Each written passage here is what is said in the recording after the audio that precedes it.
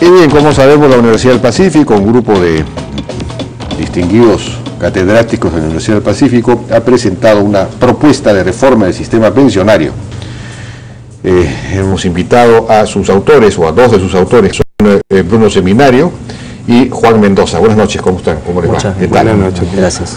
Bueno, a ver si nos pueden resumir en qué consiste esta propuesta, ¿no, Juan? La propuesta parte de una identificación de lo que consideramos dos errores estructurales fundamentales en el sistema provisional, que no es el sistema privado solamente, también es el público, es todo el sistema provisional. Y estos errores son, el primero, la pretensión de financiar pensiones sobre la base de contribuciones que graban la planilla del sector moderno, tomando en cuenta que la planilla del sector moderno es una fracción muy pequeña. En realidad el grueso de los trabajadores está en el sector tradicional. Digamos, el problema no está en el sistema pensionario, está en la informalidad. Ese es un error, ¿no? El segundo error, que es bien importante, claro, ¿no? Ahora, una cosa antes del segundo error. Es importante esto porque nosotros tenemos un problema acá justamente, el sector moderno es pequeño y tenemos este enorme sector tradicional, y como le ponemos este sobrecosto, esta diferencia entre lo que recibe el trabajador y lo que paga el empleador, obviamente no vamos a crear la informalidad existe, ¿no? Es un problema estructural, pero no ayuda. ¿no? Claro, es una barrera adicional a las que ya existen, que son muchas. ¿no? El segundo problema es, o el segundo error estructural, es esta hipótesis no comprobada, que el ahorro forzoso es la única forma de hacer que las personas ahorren para su vejez, ¿no? Nosotros hemos partido de ese punto, ese es el punto de partida de la obligatoriedad de las contribuciones. Y acá, para que no digan que nosotros mismos hacemos nuestros datos, voy a citar lo que Richard Webb nos contó hace unas semanas, que cuando uno ve los datos del Perú, el ahorro de las personas que están dentro del sistema y fuera del sistema es apreciablemente igual. Simplemente hay un desplazamiento hacia distintas formas de ahorro. Entonces no es cierto que no haya una cultura de ahorro. Eso no está respaldado con los datos. Eso puede ser algo que uno puede imaginarse, es una hipótesis, pero no está comprobado.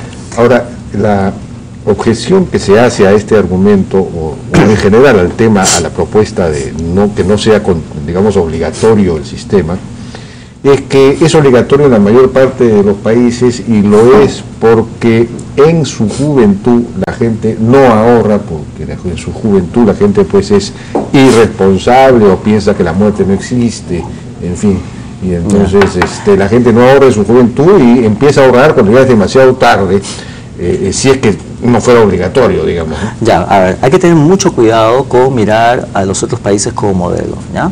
Para comenzar, el sistema que tenemos nosotros acá, digamos, de una subsistencia de este sistema de reparto ONP y el sistema privado AFP con ahorro obligatorio, no existe en los países industrializados, no existe en los Estados Unidos, no existe en Europa, existe en muy pocos países de América Latina, fundamentalmente, ¿ya? ¿Cuál sistema?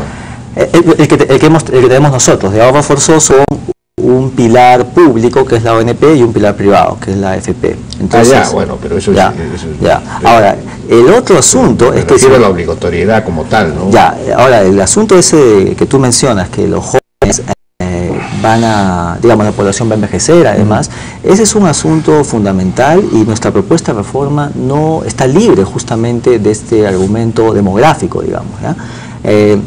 Precisamente en Europa, en los Estados Unidos, las reformas previsionales que se están haciendo son porque los jóvenes son cada vez menos, y entonces no van a ser suficientes, y además ahorran poco, naturalmente. Además, recuerda, los jóvenes, cuando empiezan a carrera, no necesariamente es óptimo que ahorren, porque pueden estar con ingresos muy bajos. Entonces, digamos, imaginemos una persona que está con 1.200 soles, pedirle que contribuya 13% de eso, es mucho más costoso que para algunos de los que estamos sentados en esta mesa, que tenemos ingresos mucho más altos. Entonces, bueno, el 13% no nos molesta tanto. Y nuestra reforma lo que quiere es traer el mercado, traer el sistema de precios al al sistema previsional. Es decir, la obligatoriedad... sí, que lo que proponen es que no haya obligatoriedad. Ese es un elemento, ¿ya? Eso es bien importante porque si realmente queremos que las administradoras privadas puedan competir, ¿ya?, tenemos que darle los incentivos para que compitan. Lo que hacemos ahora es que tenemos un mercado cautivo y una regulación asfixiante por parte de la superintendencia, que no les permite, no les da los elementos para que compitan. Y un ejemplo clarísimo de eso es esta idea de querer bajar comisiones subastando a afiliados. Eso es, mejor hagamos lo que en cualquier mercado normal funciona, abramos la competencia. Yo estoy convencido que muchísimas personas van a seguir contribuyendo a las AFP, pero claro, lo que pasa es que esa es una minoría, porque solamente 1 de cada 4 personas mayores de 65 tiene pensión, y los jubilados por el sistema privado son apenas 80.000.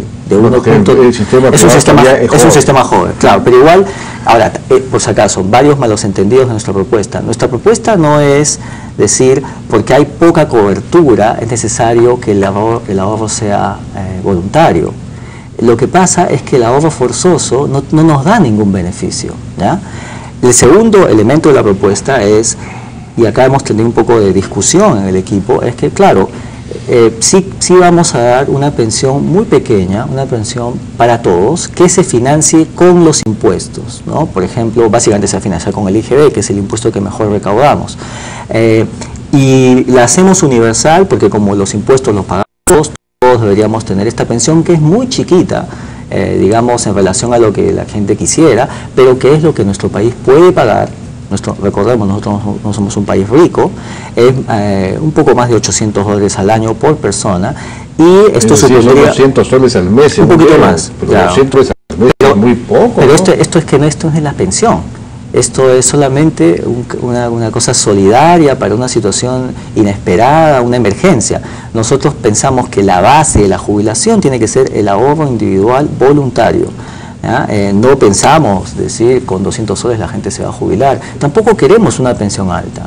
No queremos que el Estado intervenga y le diga a la gente, te garantizamos una pensión alta. Pero es cierto que si no hubiese una pensión obligatoria y tuviese que ser, digamos, voluntaria, habría una suerte de presión social en el sentido de que, oye, hay que ahorrar hay una especie de conciencia, habría una suerte de conciencia de que es necesario ahorrar desde temprano para, ¿no? Imagino yo que en este momento, ¿no? Bruno, ¿cómo, pero fiscalmente cómo se sostiene esto? Porque si la pensión es reducida, como dice Juan, es perfectamente financiable fiscalmente, absorbería aproximadamente 1% del PIB, alrededor de 10% de los ingresos fiscales. O sea, no tiene ningún... Y tiene el problema, la ventaja adicional que no es sensible a la demografía, porque como el IGB depende de la tasa de crecimiento del PBI, si crece, se moderniza la economía. Eso no lo entiendo, porque sí uno podría hacer la observación las formas como se financia esto es mediante contribuciones salariales. Sí. Y las contribuciones salariales dependen de la demografía. Cuando la población es joven, normalmente el número de trabajadores en una economía es mayor que el número de jubilados. Claro. Pero cuando la población envejece, esta situación sí. Entonces estos sistemas entran en problemas económicos. Pero por eso esta propuesta no tiene este problema, porque como su base tributaria es el IGB, y el IGB no depende de la demografía, sino de la actividad económica, entonces no hay ningún problema de financiamiento. Otro que el único problema es hacer crecer, mantener la tasa de crédito, ¿no? Obviamente con una economía estancada siempre va a haber problemas fiscales, pero si la economía sigue desarrollándose a los ritmos históricos de crecimiento, es perfectamente financiable esta cosa fiscalmente. O sea que claro, en la medida en que esto no depende de las aportaciones de los que están trabajando, sino digamos, de los ingresos fiscales en general. O sea, es sostenible y financiable fiscalmente. Lo que pasa es que nosotros no solamente estamos considerando la proyección, en el estudio hemos hecho proyecciones de cómo puede ser la situación hacia el 2050. Entonces, en esas proyecciones nos arrojan dos resultados importantes. primero que las tasas haciendo supuestos bastante generosos acerca de la probable evolución del sector moderno de la economía. Estamos asumiendo de que efectivamente el sector moderno de la economía está creciendo 1.20% por arriba de la tasa de crecimiento promedio. Eso hace crecer el empleo del sector moderno, que básicamente a ese ritmo la productividad, y esa proyección nos arroja que hacia el 2050 aproximadamente el 45% de los peruanos tendrían pensión y el 55% no tendrían pensión. Entonces, obviamente, o sea, esa situación, el sistema tal como está no soluciona el problema de pensiones, es el primer resultado. Esa misma proyección nos arroja dos cosas. Una, de que las AFPs no tienen por qué a las contribuciones voluntarias, porque esa misma proyección nos arroja que las AFP son capaces de sostener tasas de reemplazo. Las tasas de reemplazo son pensiones versus salarios entre 60 y 70%, que son muy comparables a las tasas de reemplazo de muchos países industrializados. Entonces, desde ese punto de vista son productos atractivos. Tendría que hacer publicidad para convencer a la gente de que ahorren. Se conseguiría el efecto de que la gente ahorraría ya por convicción. Sí, por convicción, entonces no es necesario forzarlas. Lo que pasa es que hay mucha gente que, o sea, y efectivamente, como dice Juan, no hay evidencia histórica que sea necesario forzar a la gente a ahorrar. De hecho, las tasas de ahorro personal en el Perú han sido históricamente elevadas. O sea, el hecho de que haya más o menos 40%, creo que ahorita en la actualidad son 75% de personas ancianas sin cobertura, y el hecho de que los ancianos no se estén muriendo, estén en la calle, indica que son mantenidos por sus hijos, ¿no? O sea, es una clara evidencia de que... Además fomentaríamos el papel de la familia, una manera de evitar la desintegración familiar. Quería decir una cosita, Jaime, lo que dice Bruno es bien interesante, porque las AFP tienen el potencial de generar estas coberturas altas, pero hoy no las tenemos. La tasa de reemplazo. Las pensiones como fracción del ingreso hoy son bajas. ¿Por qué son bajas? Porque no le estamos dando los elementos para que sean competitivas. Cuando tenemos un mercado cautivo no hay y esta regulación que les impide... No, son bajas, pero en primer lugar son más altas que las de la ONP. La ONP me voy a referir en un momentito. Son más altas que la ONP y son bajas también porque el sistema es joven. Es decir, no hay ningún jubilado de una AFP que haya nacido en una AFP, es decir, que haya comenzado sus aportaciones.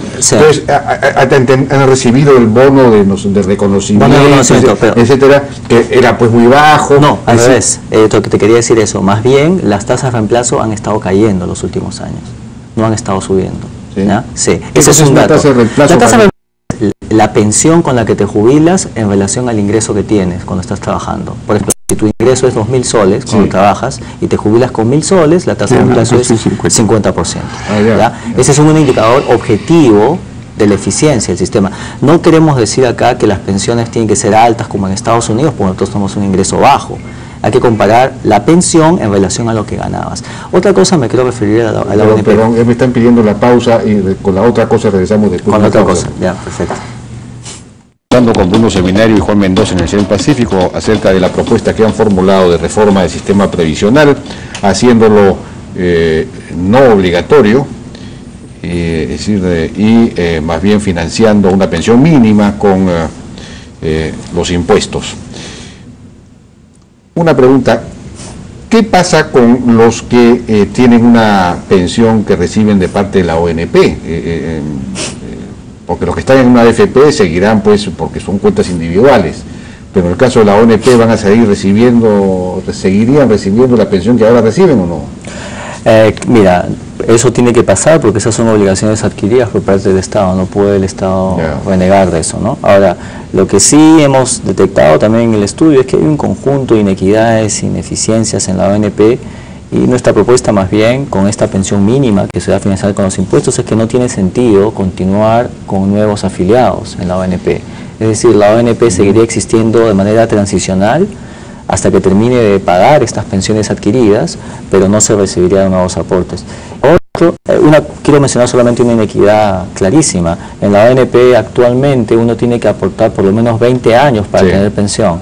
Si uno contribuye 19 años, 11 meses y 25 días, la pensión es cero, ¿no? Y además, parte de nuestra propuesta es que al cumplir los 65 años las personas dispongan de sus ahorros acumulados en las cuentas individuales. Es decir, que eso lo asignen como mejor les parezca. Y además que antes de eso también puedan utilizar estos aportes, estos que son suyos, acumulados en estos fondos individuales, como garantía para adquirir inmuebles o para obtener préstamos. Ahora, ustedes han señalado que esto daría para una pensión de 200 soles. Se trata de que en realidad fomentar el ahorro individual voluntario, digamos, ¿no? Pero una aclaración, esto daría para 200 soles hoy día. Hoy día, después. Obviamente en el 2050, va a ser mucho más. Va a ser mucho más. Pero una pregunta, si esto se aplicara, las empresas ya no tendrían que cargar con este pago y por lo tanto se facilitaría la formalización de una cantidad de empresas mayor.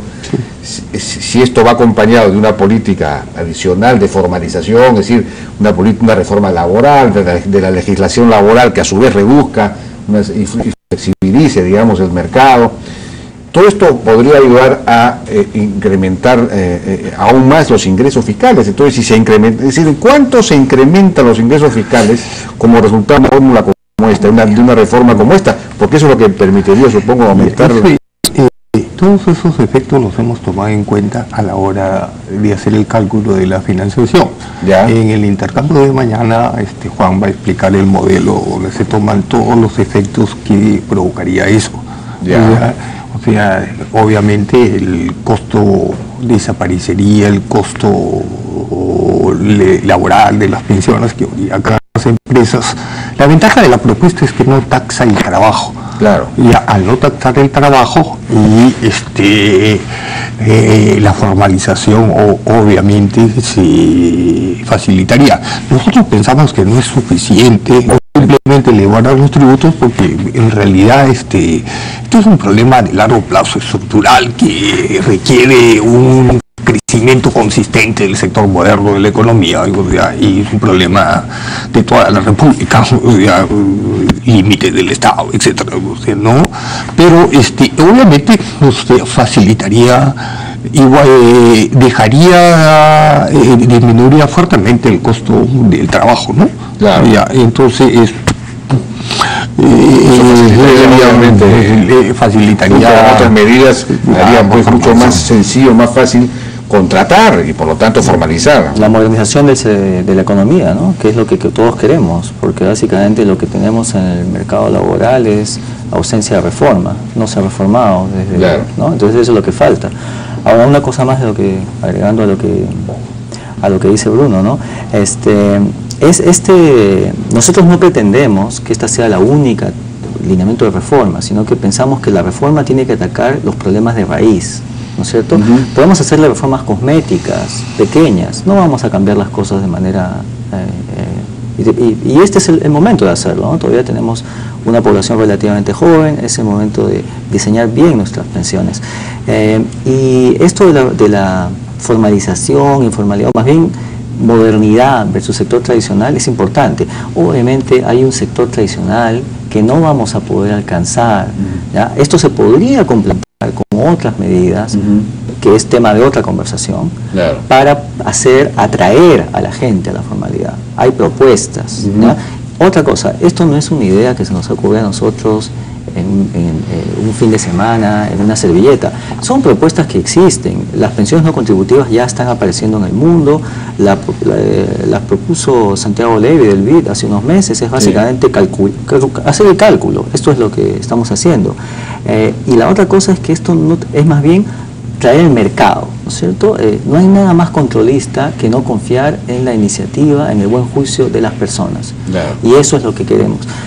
Esto no es una competencia entre economistas, pero hay economistas brillantes, los más brillantes, digamos, que van de todas las tendencias, ¿ya? Desde Krugman hasta Milton Friedman, que han siempre pensado que el ahorro forzoso tiene fundamentos políticos, son más bien justificaciones para algo que económicamente no tiene sentido y que reduce la eficiencia. Ahora, la Amparia hizo una propuesta hace un tiempo para generar, digamos, para formalizar, para hacer que para que la gente pudiera aportar a través del IGB, es decir, cuando alguien compra algo, que parte del IGB que se paga pueda, digamos, orientarlo hacia su contribución, a su aporte, digamos. Y esto también ayudaría tremendamente a la formalización, porque la gente demandaría facturas, de paso entonces se formaliza, en fin, es una cosa... ¿Cómo eso no lo han considerado? ¿Qué les parece esa posibilidad? En realidad hemos discutido, la descartamos momentáneamente para simplificar la propuesta, pero en realidad sería hay que pensar exactamente el mecanismo de implementación y identificación, pero nosotros simpatizamos con esa propuesta de formalización. Pero ahorita, por el momento, queríamos resaltar la importancia de simplificar el sistema, la importancia que tiene el ahorro involuntario, porque esta discusión implementaría, nos exigía pensar en cómo ejecutar ese sistema. Si usted no ha pensado, nosotros no teníamos ningún problema en incorporar. Pero ¿por qué no lo piensa? Porque digamos, podría ser complementario. Pensamos que es perfectamente complementario. Sí. Mira, esa propuesta va en el espíritu de lo que nos estamos haciendo, ¿ya? El asunto es que sí, y personalmente yo simpatizo mucho con esta idea, creo que tiene el potencial de ayudar realmente a la modernización, ¿no es cierto?, de nuestra economía, obviamente con límites, no vamos a pretender que con eso se solucionan todos los problemas, pero ahí ya entramos en un debate que es la reforma laboral, etcétera, y queríamos, como dice Bruno, en aras de la simplicidad, más allá de que más adelante podamos nosotros presentar el cálculo, ¿no? Esto requiere mucho más detalle, ¿no es cierto? Esto es bien sencillo, ¿no? Abrimos el mercado y tenemos esta pensión mínima, no tenemos que aumentar el IGB, eso lo voy a explicar mañana cómo. Eso te iba a preguntar también. Sí. No, porque ampliamos la base tributaria, precisamente por la razón que tú mencionas, que reducimos los sobrecostos laborales, digamos, ¿no es cierto? Esa ampliación de la base, más IGB también, ya permite financiar esto perfectamente.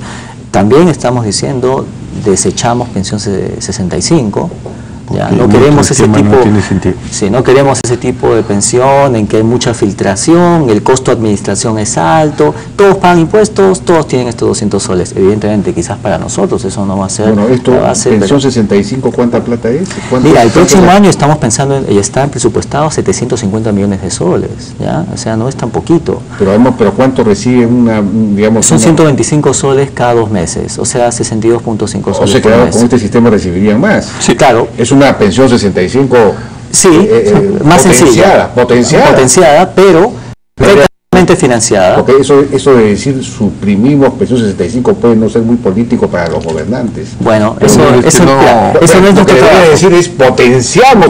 Ese no es nuestro trabajo. Generalizamos. Nuestro trabajo es dar las ideas y después vienen los políticos que las toman y ya pero de todos modos. Si quieres venderlo así, bueno.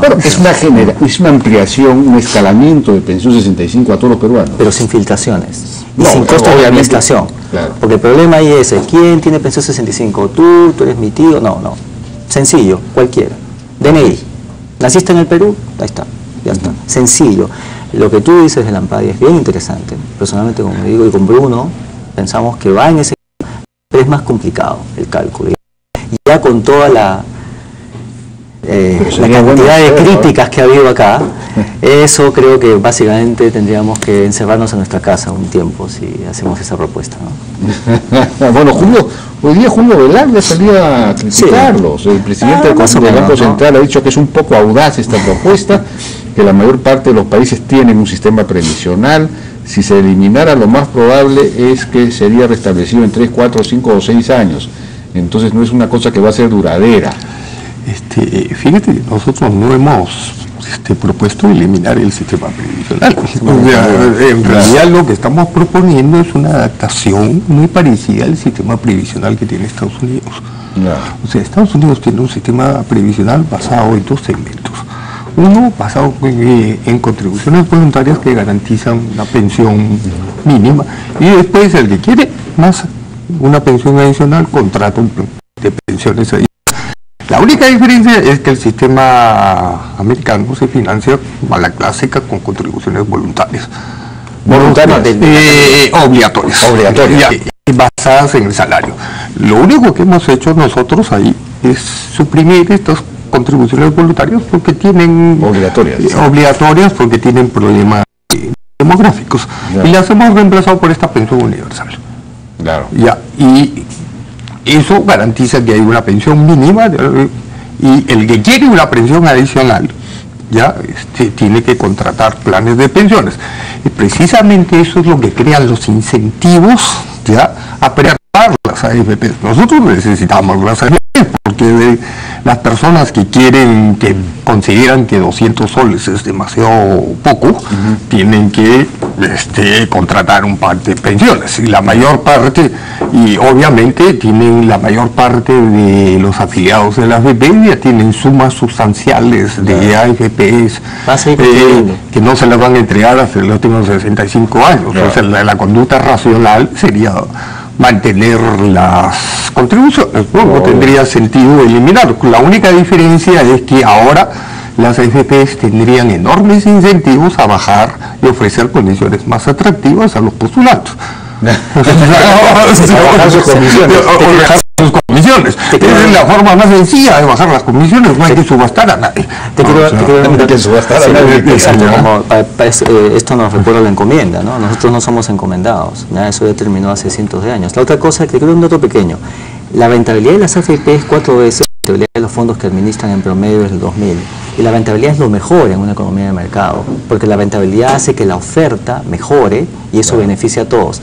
Cuando tenemos este sistema, este mercado cautivo, y por otro lado el regulador que no los deja operar, porque ni siquiera pueden actuar competitivamente, ese es el peor de los mundos. Abramos el mercado. Una parte importante de la propuesta es desregular. Esto es responsabilidad de esta tendencia a controlarlo todo, hasta los mínimos detalles. Las regulaciones asfixiantes matan la iniciativa privada y la competencia y la eficiencia. Qué interesante. Bueno, yo espero que esta propuesta efectivamente se pueda discutir, ¿no? Porque tiene todas las, todos los atractivos de algo que es sencillo, que puede funcionar bien, que ayuda a formalizar, que al mismo tiempo resuelve el problema de la ausencia de pensiones. El 70% de los peruanos no reciben ninguna pensión. 75% de los peruanos.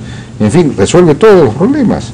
Ojalá que esto se tome en cuenta y se pueda, y además fomenta la defensa individual, la conciencia individual de la necesidad de ahorro. Uno no está obligado, uno no es un esclavo de una ley, ¿no? Y el valor de la familia como... La familia es muy importante, lo he mencionado. Y la última cosa, y este capital humano que tenemos en la industria de las AFP ya no tiene que estar pendiente de los políticos haciendo lobby para que esto no se cambie. Más bien se dedican a lo que son buenos, a competir. A competir y atraer gente y convencerla de que tiene que ahorrar. No van a desaparecer, también van a ser eficientes. Creo que es bueno para ellas en el largo plazo. Todo se resuelve con esta propuesta. Muchísimas gracias a nuestros amigos Bruno Seminario y Juan Mendoza. Y si logran incluir en la propuesta de la ANTADIA de que uno pueda aportar a través del IGB que compra, entonces digamos que paga cuando compra algo, entonces ya sería pues redondo el asunto. Con esto vamos a una pausa y regresamos con Edwin.